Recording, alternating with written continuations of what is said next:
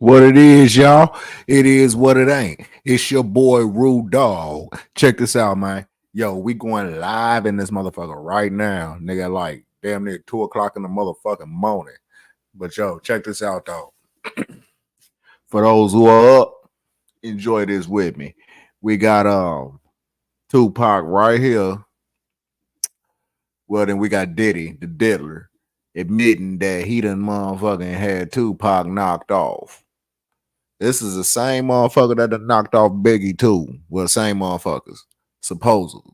I don't know. I'm just saying. But yo, and for those who ain't got it,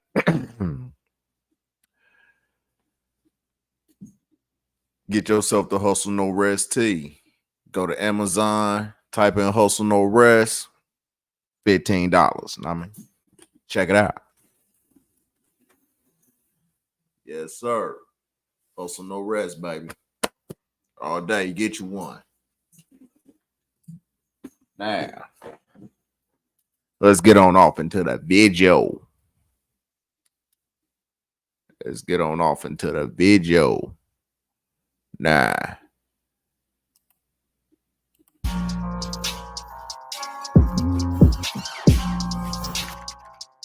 Which of those four is it when you talk to him about murdering Tupac? It was really about both of them. Either one. Tupac and Suge, you mean? He brought up the amount of $1 million.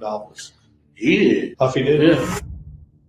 Secretly recorded admittance has been submitted as evidence into court, which discusses an alleged covert meeting with P. Diddy being in a Los Angeles restaurant, where the audio claims a contract killing was set up on the lives of Tupac Shakur and Suge Knight being put out to a Los Angeles street gang, with the audio officially being submitted into court in a trial of the former gang member who had been allegedly contracted by P. Diddy to pull off the hit.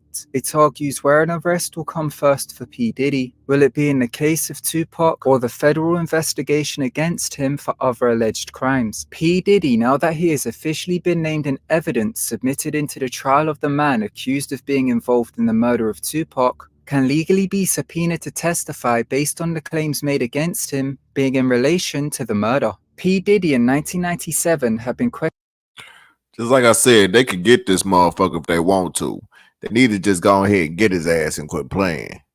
On his relationship to the gang which the gangbanger was a member of, who had went on to make the admittance which has now been submitted as court evidence, with P. Diddy denying any connection to the gang. Bad Boy Entertainment had actually hired Crips for security work out on the West Coast. Is that true? We've never hired Crips or any other gang faction to do security for us. P. Diddy's former affiliate artist Lil Cease, however, had also been recorded by the police, admitting on tape that P. Diddy did have a relationship with the gang member. Okay, you saw that guy? No. See, Lil Cease, he's always in some shit. He was in that motherfucking the last Tupac shooting. He was in motherfucking this one with Biggie. And now, I'm telling you, man, this little motherfucker, you need to watch out for him. This little nigga got some information. Number two there, huh? In this video, we are going to take a look into the audio which has been submitted into court as evidence in 2024, which officially places P. Diddy in the Tupac murder trial. Secretly recorded audio was submitted into court on the 12th of January 2024, being in the case against Dwayne Keith Davis, also known as Keefy D. Keefy D was arrested on September 29, 2023 for the murder of Tupac Shakur, which had taken place 27 years earlier in 1996. Keefy D's arrest came following 9 years of him appearing on TV shows and internet platforms, claiming to have been involved in a drive-by shooting which killed Tupac Shakur. Prior to becoming visible and attempting to reach a stardom status off of the claims of killing the rap legend, Keefy's claims were first made public in a 2011 book called Murder Rap, written by a former LAPD detective. The book... See, he tried to get clout off of this motherfucker. See, don't sit here and read what it says. So you told him, I'll do it for $1 million. I repeat it. And he's like, okay, he agrees. You shake on it or something like that? No, it was more like a gentleman's. He stopped searching for the term. Yeah. Yeah, he stopped searching for the term. Know what I am saying. So basically then he just bluntly snitched his ass out. Simple as that. Snitched him out. Published excerpts from a secretly recorded confession made by Keefe D being to a government task force in 2008. Keefe D was set up by a governmental task force in 2008, where a sting operation was placed against him to purchase a large quantity of drugs, which held a close-to-life prison sentence over his head. The task force was set up in response to a $500 million lawsuit placed against the LAPD in the city of Los Angeles, being by the family of rapper Biggie Smalls in a wrongful death lawsuit. This wrongful death case was based on evidence by former LAPD detective Russell Poole, who had made assumptions of His mom said she would have slapped the shit out of motherfucking Puffy right now. LAPD Rampart cops being behind the murder of Biggie. The government task force was put forward to disprove Russell Poole's theory so that the lawsuit of such a large sum of money could disappear, which would have also left a stain on the reputation of the LAPD. LAPD detective Greg Kading was given the assignment to reinvestigate the Biggie Smalls murder in order to find a different theory than that of Russell Poole's, which had implicated the LAPD. Greg Kading, when investigating the murder of Biggie Smalls, had found a Southside Compton Crip to have been a person of interest in the Biggie Smalls murder due to several different reasons. Greg Kading, as part of the investigation, had questioned Biggie's former artist Lil C's, who had identified Keefe D as being at the Vibe magazine after party, being where Biggie was at when he was shot while leaving. Lil C. See what I mean? See this nigga right here, Lil C's. This nigga is in a lot of shit. See, he was in Pac shooting. He was in Biggie shooting. This little nigga was right there in all that shit. This motherfucker got some information. This is the nigga they need to be talking to right here. Police identified Keefe D as approaching Biggie and P. Diddy and briefly greeting them, with Biggie having to be reminded of who Keefe D was due to not being familiar with him. Did he approach Big? Yeah. Did you talk to him? About what? He didn't talk to him, but he came and set us up with Big, though. Oh, yeah? Because he walked over there with me when he did it. What was the Big response? So what's up? Smack hands. So what's up? When Keefe D was questioned by Greg Kading, Keefe D claimed that P. Diddy had allegedly told him to remain at a distance at the party, saying that the feds were all over him. The 2002 documentary Biggie and Tupac by Nick Broomfield had released secret FBI surveillance photos which was taken of Biggie and P. Diddy, which had been captured on the day of the shooting while they were attending a Soul Train Music Awards. FBI documents reveal that this surveillance was taking place as part of a federal investigation by agents in New York for gun violations and possible Sorry for the coughing, y'all. Them vapes will do it to you. Murders. The FBI documents regarding the federal surveillance video on the night of the shooting reads, quote, "It is possible that video and/or surveillance was conducted by NYPD that might contain pictures of those involved in the Biggie murder, including redacted and/or other law enforcement officers." Unquote. The FBI documents reveal that two investigators, with one being from the Department of the Treasury and the other being a detective from a case squad of the NYPD, were the ones who were carrying out the surveillance on Biggie and P. Diddy. Lil C's had revealed in the 2000. See? Some more Lil C's. I'm trying to tell you, man. This is the nigga they need to talk to. He has a lot of fucking information on both of these motherfuckers, man. I'm sorry I'm talking with my hands, but this nigga has a lot of information on both of these motherfuckers. On both of these two niggas right here, he got all the information. Into documentary, how the police had showed him some of the pictures from the surveillance and questioned him about the identity of those within the surveillance. I saw a couple of pictures that they had when they was watching us. They were showing me pictures of me, asking me who is that? Keefe D had told Greg Kading that this is why P. Diddy had allegedly told him to stay at a distance when they had greeted each other at the Vibe after party. He said the FBI is all over me, man. I don't want you guys catching my heat. Stay away from me. Who said that? Sean. Oh, yeah. Greg Kading was also following other leads connecting the Southside Compton Crips into the murder of Biggie, as reports had surfaced in the media after his death, which had claimed that the Crips were behind the murder due to an unpaid debt by P. Diddy. Biggie's killer may also have been an LA gang member. An unpaid debt by P. Diddy got motherfucking Biggie off. Now, the fight with the motherfucking Southside Crips too got Tupac killed. And Lil C's knew about that too. And plus, Lil C's even motherfucking knew about the shooting at Quad Studios when this nigga got popped in the motherfucking elevator when he reached in this thing trying to grab the Yammer and accidentally popped himself. And motherfucker got popped too. So you really gotta sit here and look at this. Lil C's knew that little nigga know a lot of shit. Need to go holler at him, man.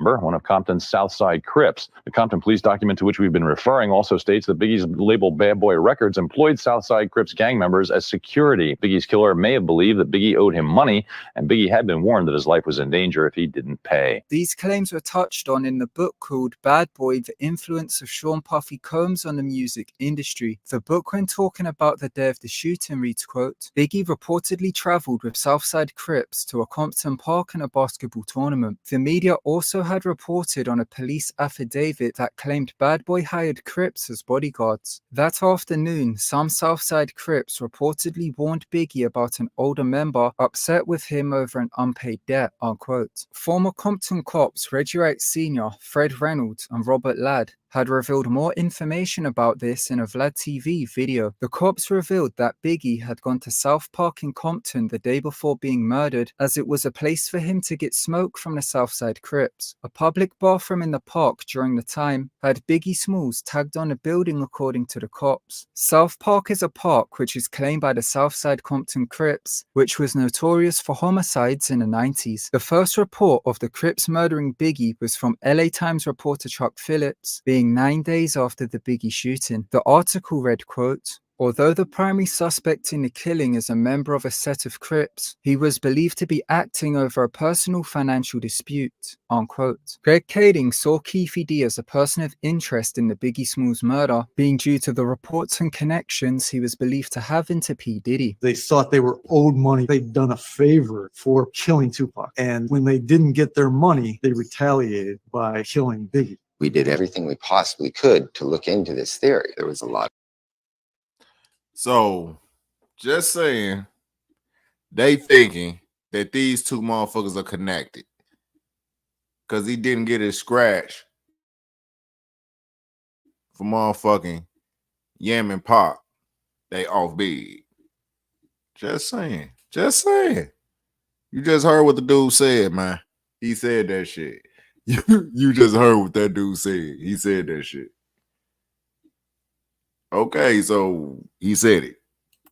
A lot of false information. Greg Kading's task force set up Keefe D in a sting operation in the purchase of a large quantity of drugs, which had held a sentence of 25 years in prison. Keefe D was then offered a proffer agreement by the task force, which meant he could tell them information about the crimes with immunity. Greg Kading's task force secretly recorded Keefe D's questioning when being asked about what he knew of the Biggie Smalls murder. Keefe D had told Greg Kading about the Vibe magazine after party, with him greeting P. Diddy, being told to stay at a distance because of the feds. He had also told Greg Kading that P. Diddy used to supply the Crips with a large amount of tickets to their events when they would be in California. Keefe D had claimed that the Crips had nothing to do with the Biggie murder, but then went on to comment about the alleged unpaid debt between the Crips and P. Diddy. Keefe D is on tape in a secret audio recording where Keefe D in the tape had claimed that P. Diddy had put out $1 million bounty being on the heads of Tupac Shakur and Suge Knight to the Southside Compton Crips. Who brought up the amount of $1 million?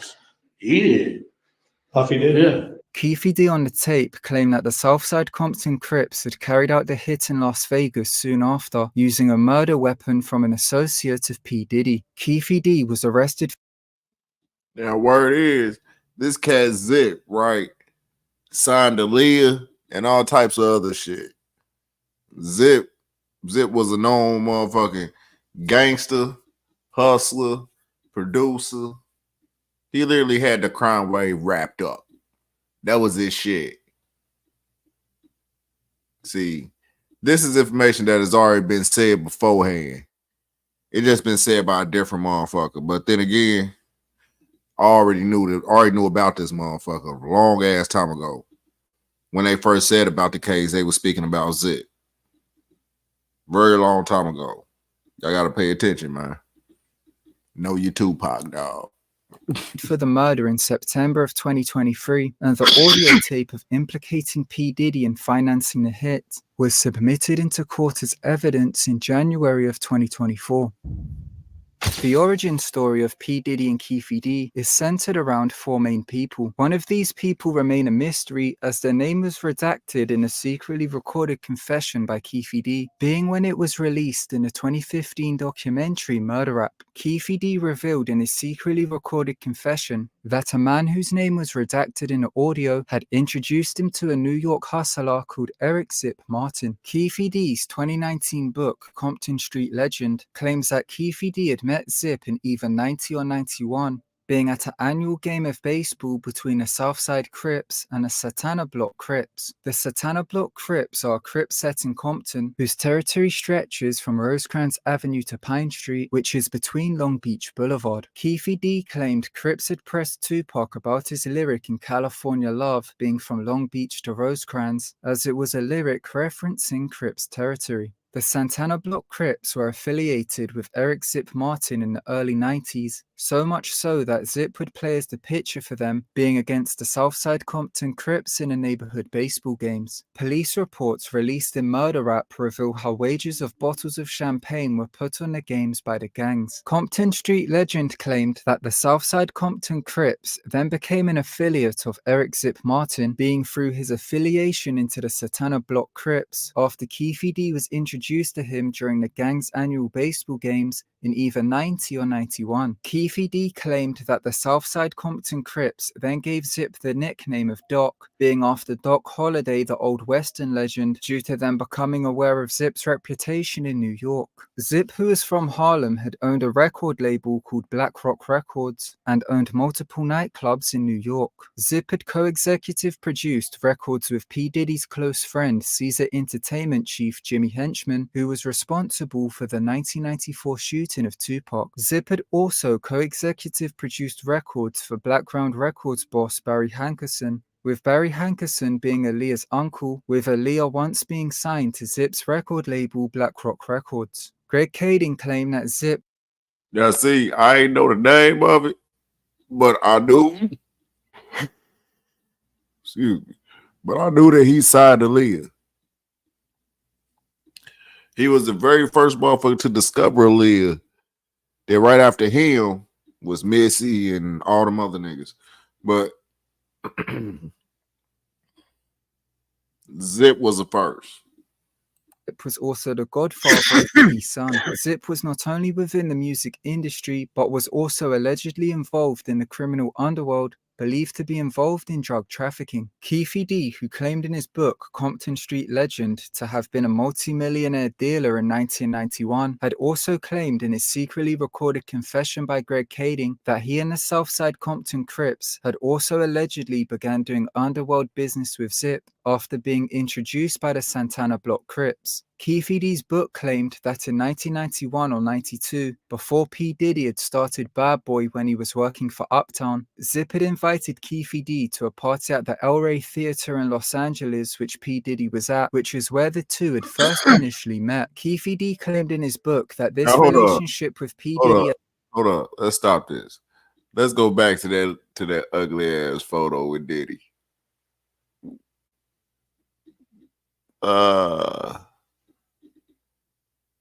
Yo, I think I went past it. That was an ugly ass photo, man. There you go.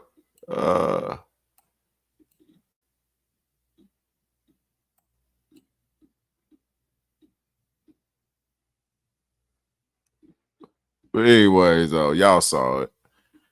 were first Yeah. invited by Zip to one of Biggie's concerts in June of '95. Keefe D claimed in his book that Zip had invited the Southside Compton Crips to the Summer Jam at the Irvine Meadows on June 30th, 1995. Keefe D claimed he asked Zip for P. Diddy to give him about 40 tickets in order to bring the Crips. Suge Knight dissed P. Diddy at the Source Awards in Madison Square Garden, being on August 3rd, 1995. Keefe D claimed after this, P. Diddy would begin to invite the Southside Compton Crips to events which he knew Suge Knight would be at. Keefe D's nephew, Southside Compton Crip Orlando Anderson, and fellow Southsider DeAndre Smith were identified by an Atlanta deputy called C.J. Howard as being with P. Diddy at a party in a club called the Platinum House in Atlanta, where the deputy was providing off-duty security. At this party for Jermaine Dupri's birthday on September 23rd, 1995, Suge Knight, who was also at the party, had been a witness to his best friend in Campanella Park, Compton, Piru, Jake Robles, being murdered by an affiliate of P. Diddy. P. Diddy's former bodyguard, Gene Deal, had claimed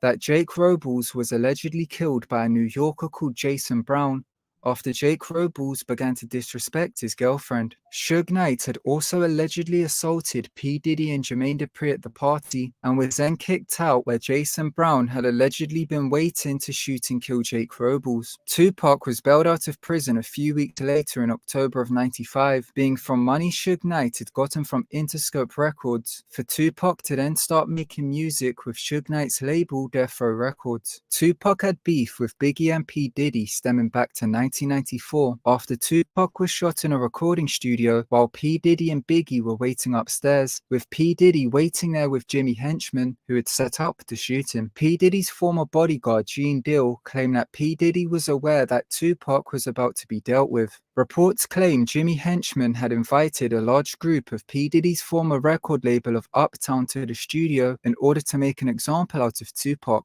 P. Diddy was then behind the strategic release of Biggie's single Who Shot Ya, which was written prior to the shooting but was made to look as if it was directed towards Tupac. After Tupac had joined Death Row in October of 1995, Suge Knight and Tupac began their tirade of bringing grief to P. Diddy and Biggie. Death Row had held a Christmas party in the Hollywood Hills just before Christmas in '95. At the party, they had spotted a producer associated with P. Diddy by the name of Mark Anthony Bell. Tupac and Suge Knight beat Mark Anthony Bell up with champagne bottles, and Suge Knight claimed he had forced Mark to drink his pee out of a champagne glass. This was done in trying to force Mark Bell to give over P. Diddy's family's addresses in Los Angeles. Keefe D claimed that P. Diddy had invited the Crips to another concert after this incident, being in late December of 1995, which had taken place in the Anaheim Coliseum. Lil C's, in his police interview with Greg Kading's task force, had confirmed and identified Keefe D and the Southsiders as being backstage at the Anaheim concert. Keefe D had claimed that while at an after party,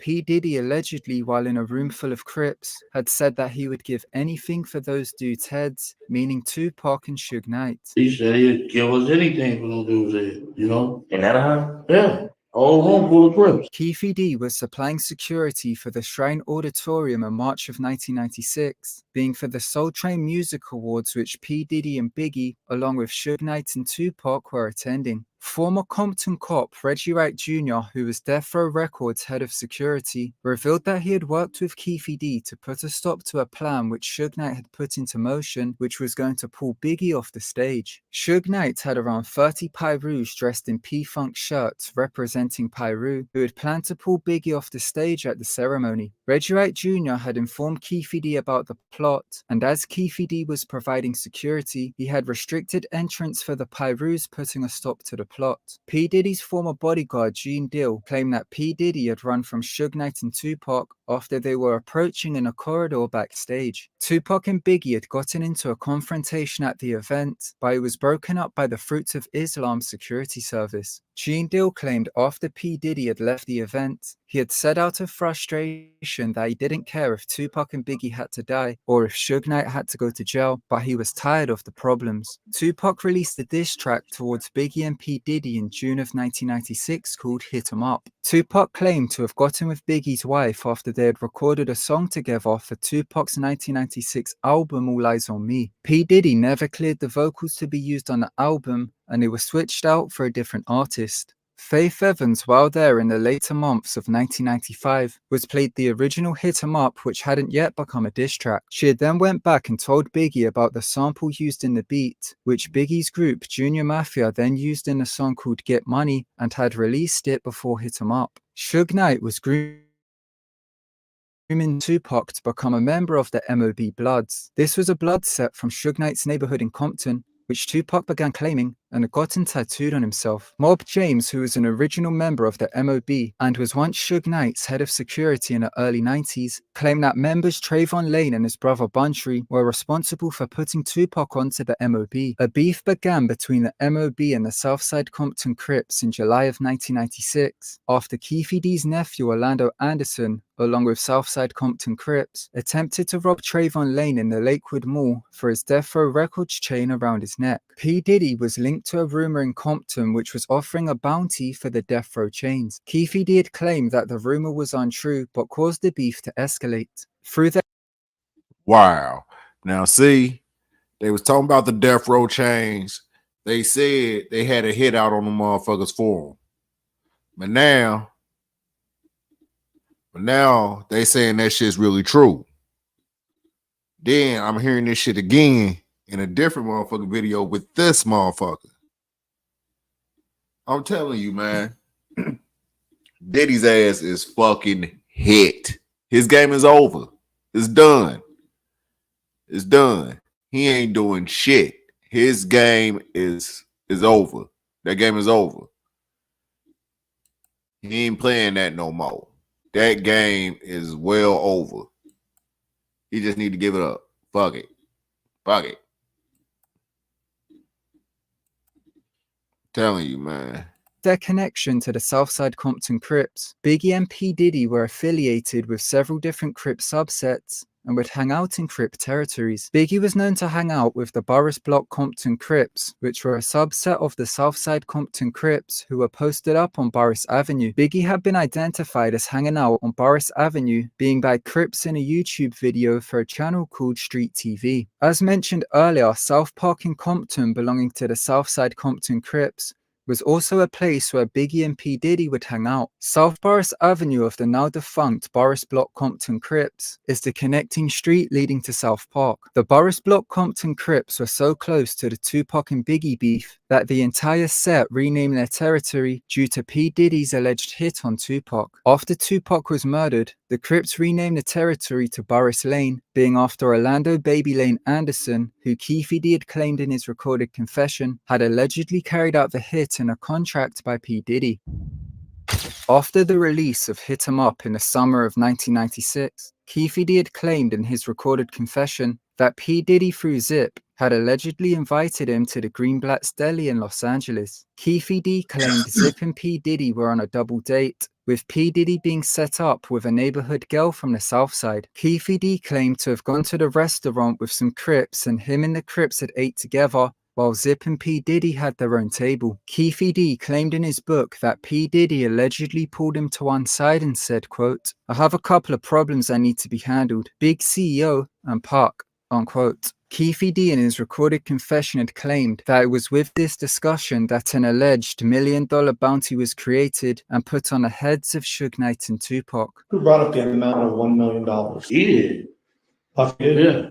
When he told me the greenback. A Southside Compton Crip confidential informant had also told the police that there was an outstanding $1 million bounty from Bad Boy Records to the Southside Compton Crips. The unedited audio of Keefe D's secretly recorded confession being of this alleged discussion had been officially submitted into court as evidence implicating P. Diddy in January of 2024 due to the events which had followed the discussion. Keefe D in his book had claimed that he had once again gone to the Greenblatt's Deli on September 5th, 1996, and while there he had met up with Zip to discuss with traveling down to Las Vegas to watch an upcoming Mike Tyson fight at the MGM Grand. Keefe D claimed to have left there at around 1 p.m. to travel to Las Vegas for the fight which was happening on the 7th, and Zip was driving in a 500 Mercedes-Benz with artist Foxy Brown. Keefe D had claimed he'd gotten the tickets from a scalper from the Rolling 60 Crips and was informed that Suge Knight had told the Crip that they'd gotten around 100 tickets for the fight. Keefe D's book claimed Orlando Anderson, along with Southside Compton Crips DeAndre Smith and Terrence Brown, had drove down to Las Vegas on the 6th. The documentary Murder Rap had claimed that they drove there in a white Cadillac which was rented under Terrence Brown's mother-in-law's name. Suge Knight and Tupac, along with MOB members Trayvon Lane and Buntree, along with a bunch of others, were also going to Las Vegas to watch Mike Tyson and had drove there on the 7th. Tupac also had to go to Las Vegas to serve community service, being at Club 662, which was the same night Suge Knight was getting a permit review for the club as a charity event was taking place for a Metro cop called Patrick Barry. Club 662 spells out MOB on a keypad. Mob James was working on the door of the club on the night of the event. After Tupac and Suge Knight with the Bloods had left the Tyson fight, Trayvon Lane had seen Orlando Anderson standing in the lobby and had told Tupac and Suge Knight that it was the Crip who messes with P. Diddy, who had tried to rob him for the chain a few weeks prior. Tupac had then ran over and attacked Orlando Anderson, followed by Suge Knight and the Bloods who had jumped him. A 118 East Coast Crip had informed Keefe D that Orlando Anderson had just been jumped by Death Row. Keefe D claimed Orlando Anderson had told him that Trayvon Lane was the one who had started the confrontation, leading to them to jump him. Keefe D's book claimed, quote, Puffy had already talked to me about helping him out with the problem we was having with them, unquote. Keefe D claimed he knew they were going to be at Club 662, as radio promotions had been constantly playing promoting the charity event which was going to be held. Keefe D's book claimed while waiting for the valet to get their cars, Zip had called him over to his Mercedes-Benz and had opened up a hidden compartment which had a Glock inside, and then gave him the Glock and said, quote, it's time to get the money, unquote. We had no pistols down there, and they told me in the lobby that he had some Jimmys in the Benz. Keefe D claimed to have then rode in a van with some associates, while the Southsiders had drove in the Cadillac to Club 662. Keefe D claimed in his book that one of the people in the van was Big Meech from BMF, who was ready to ride on death row. Keefe D claimed after being with Big Meech and the Southsiders for over an hour outside Club 662, Tupac and Suge Knight did not show up, so the people in the van left, and he had gotten into the Cadillac with the Southside Compton Crips. Keefe D claimed him and the Crips then drove to Liquor Barn, and while leaving there, they had seen Tupac and Suge Knight in Suge's BMW. Keefe D claimed to have handed Orlando Anderson the Glock which Zip had given them, and Orlando Anderson had carried out the shooting, which led to Tupac dying on September 13th. Keefe D had told Greg Kading in a recorded confession that after returning to Los Angeles following the shooting, Zip had given him a phone with P. Diddy on the line, and Keefe D claimed P. Diddy had asked, was that us? And Keefe D had told him it was. Keefe D claimed in a recorded audio that he was told that Zip would be giving them the $1 million from P. Diddy. Keefe D had claimed that Zip had never given them the money. Zip got that money. Dude gave Zip the money. Zip kept the money from him, bro. P. Diddy's former bodyguard, Gene Dill, claimed he had seen $1 million check, which he believed was the money for the bounty, which Jimmy Henchman had given to Zip, with it being written to Blackground Records, which was Aaliyah's uncle's company, who Zip had been working as an executive producer with. I saw the check. I guess it was for Pac's life. Zip had a check in his right pocket, right back pocket, and that check was for $1 million. Jimmy Henchman got him the check for Blackground Records. Keefe D then told Kading they had asked P. Diddy about the $1 million, but claimed that Zip had kept it for himself. Keefe D had claimed that when the feds approached him in 1998, they had told him that Zip had used $1 million check to buy a nightclub called the Zip Code. This means that now with the audio of P. Diddy offering $1 million bounty for the hit officially being entered into court as evidence, the financial records of the Zip Code nightclub in New York could be looked into, as the check which was used to purchase the club is believed to initially have been the $1 million bounty intended to go to the Southsiders before Zip had stolen it for himself. Biggie was murdered 6 months after Tupac while leaving a Vibe magazine after party in the Peterson Museum in Los Angeles. The initial suspects were corrupt LAPD Rampart cops who were also Blood gang members. This was based on evidence by LAPD Detective Russell Paul, which had then been used in a $500 million wrongful death lawsuit against the LAPD, being by Biggie's family. The task force which set up Keefe D had then created and falsified a confession letter which was written from the perspective of a MOB Blood gang member who was called Wardell Poochie Faust, which had placed him as the killer. The false letter written by Greg Kading's task force was then presented to one of Suge Knight's ex-girlfriends who they had falsely implicated in the letter and threatened her with prison time if she didn't cooperate, getting her to then claim that Poochie murdered Biggie. The $500 million lawsuit was then dropped against the LAPD. Keefe D's privately recorded audio was released for the first time in a 2015 documentary called Murder Rap, and Keefe D then followed up by going on TV and internet platforms, continuing on the claims which were released in the tapes. Now see, this motherfucker is already in some deep shit. He really need to get his motherfucking shit together. Cause see, Keefe D done already did a lot of motherfucking snitching already. As you sit here and heard, as I just sit here and just went through probably like 20, 30 minutes of the motherfucking video already. Just sitting here watching it with y'all. This motherfucker is dumb as fuck.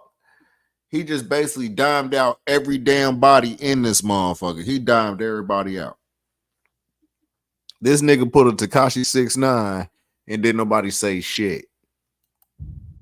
The book Bad Boy, The Influence of Sean Puffy Combs on the Music Industry revealed that Keefe D was being represented by his lawyer Edie Mofao in 1998, who was assisting Keefe D with communicating with the feds about his knowledge on the murders of Tupac and Biggie. Keefe D, when questioned about the murder of Tupac during this time, had told the feds that the Crips had nothing to do with it. The Murder Rap documentary revealed that when Keefe D had told Greg Kading that he was going to speak on the Tupac murder, Kading had firstly made him retract the 1998 claims he had made to the feds, where he said that the Crips were not involved. We also knew that we had to reconcile what Keefe D was telling us now with what he had told the FBI a decade earlier. When confronted with the fact that he had originally denied having any involvement in the Tupac murder, Keefe D said in his words that that was all bullshit. Well, what about that bullshit about Tupac? Oh yeah, that was Keefe D in January of 2024 had retracted his claims of being involved in the murder of Tupac, with him now stating that he originally made up the confession in 2008 and followed up with it on platforms for, quote, entertainment purposes, with him claiming it was done to make money off of his book and interviews. Keefe D's lawyer, in response to his claim, said, quote, the most compelling evidence that Dwayne was not involved in the murder of Shakur comes from the mouth of the surviving victim and only living eyewitness, Marion Suge Knight, unquote. The lawyers cited Suge Knight's claims to TMZ of Orlando Anderson not being the shooter, with the lawyer saying, quote, Knight's public statements have refuted Dwayne's alleged version of events, as recited in the book Compton Street Legend and in the YouTube interviews, unquote. Keefe D, according to court documents, has claimed that Greg Kading persuaded him to fabricate the story or be imprisoned from the sting operation, and had went on to claim that he had followed up with the lies after seeing how much Greg Kading was profiting from the story. Keefe D's bail application reads, quote, this task force threatened he would go to prison for life unless he admitted to involvement in Shakur's death, unquote. Keefe D may have been caught lying in some of the interviews he has carried out regarding his story. In an interview with internet platform Vlad TV, Vlad questions him about quotes in his book about Zip allegedly giving him the murder weapon, with Vlad first asking, you didn't have any weapons out there, with Keefe D replying with, who said that? With Vlad then reading the quote from the book, which Keefe D then begins to look at someone off camera. But you guys don't have any guns. Who said that? Well, it was in the book. Until Von Zip came in the picture. All right, let's. I don't want to talk about that. Keefe D, in a 2021 interview with YouTube channel Art of Dialogue, had been questioned on what has now been submitted into court as evidence, being of his claims about P. Diddy offering $1 million for Tupac and Suge Knight. Keefe D denied the claims in the interview, saying P. Diddy had never done such thing and had claimed to have been persuaded by Greg Kading, having the narrative forced out of him, for the theory which Greg Kading was creating. Puffy, he approached you on 3 different occasions, right? About pitting the hit on Tupac and Suge. No, he never approached. See, now he trying to pull back his statement and trying to say that this motherfucker didn't say none of this shit. Man, look, this dude knows some shit. Real talk. About that. That's Greg Kading. All that show was a bunch of bullshit. He just put it the way he wanted it to be. In the audio from his confession, which was included in the documentary, Greg Kading may be seen as leading Keefe D into the $1 million answer, as he had given him multiple choice options of various ways in which the discussion could have occurred, for Keefe D then to pick one. How's it go? How's the conversation go? I mean, okay, listen, I'll do it, but I need $500,000. Or you tell him we'll do it for $1 million, and he's like, okay, I'll do it for $3, shake on it or something like that. Keefe D in a recorded confession claimed first we wanted $1 million, but then claimed it was P. Diddy who had created the amount. We wanted $1 million. Who brought up the amount of $1 million? He did. Puffy did? Yeah. We wanted $1 million. Keefe D's book claimed it was the Crips who had created the amount, meaning he has changed his story several times about the bounty. Keefe D in his book claimed he had seen and talked to Suge Knight in Las Vegas the day before the incident, claiming he had talked to Suge Knight while Suge was in a Rolls Royce. However, a producer for Tupac's Machiavelli album had claimed that when a song was going to be collected the day before the fight to be used for Titan's entrance on the 7th, Suge Knight had pulled up out the studio in the BMW, which was then driven to Vegas the next day, meaning Suge Knight was in Los Angeles, which means Keefe D had lied in the book. Keefe D had also lied about seeing Foxy Brown with Zip. Records show that Foxy Brown was performing in support of Nas and AZ, being on a Keith Sweat tour on September 7th, 1996, which was being held at the Palace of Auburn Hills in Michigan, which means that Keefe D was lying about Foxy Brown being with Zip in Vegas. This shows that Keefe D is now telling the truth in court, being about lying in some parts of his book,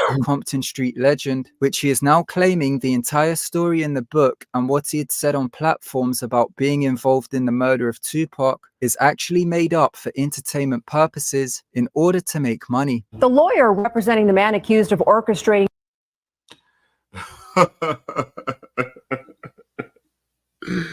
Wow. Wow, that put a whole different spin on this shit. Wow. Hey, he had me. That put a whole different spin on this shit. Wow. the murder of Tupac Shakur says we shouldn't believe his client. Arnold says Davis lied about his alleged involvement in Shakur's murder. Arnold also says another witness we could hear from, Sean P. Diddy Combs. In this video, we took a look into the court evidence submitted in January of 2024, being of the audio tape which implicates P. Diddy's admittance of putting a hit out on Tupac and Suge Knight. Keefe D's trial date was supposed to be in June of 2024, but has continuously been rearranged. When the trial comes, P. Diddy may possibly be implicated or brought into court, due to his name now officially being involved in the evidence submitted in the case. Let me know what your thoughts are in the comment section below. Thank you so much for watching. If you enjoyed the video, smash the thumbs up button. Also, don't forget to subscribe and press that bell button so you can get all the future notifications for when I upload. Once again, thank you so much for watching, and until next time, goodbye. Anyways, y'all gotta holler at Insomniac. Know what I mean? That's where I got the info from. This is what I'm reacting to. But anyways, though, man, this motherfucker really needs some help. I'm trying to tell you, dog, his game is over. But yo, I holler at you, though. Rude dog.